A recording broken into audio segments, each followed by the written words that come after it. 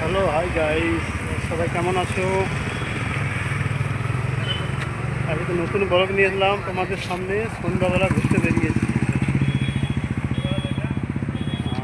বৃষ্টি বন্ধ হয়েছে, সন্ধ্যাবেলা ঘুরতে বেরিয়েছি।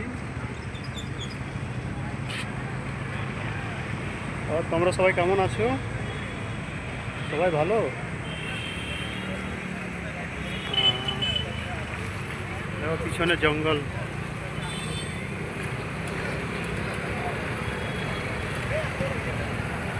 পিছনে জঙ্গল, রাস্তা খুব কাদা, ভিজে কাদা হয়ে গেছে।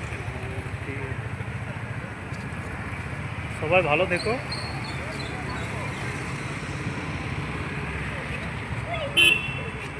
এটা নিউ মুম্বাই, জায়গাটার নাম নিউ মুম্বাই।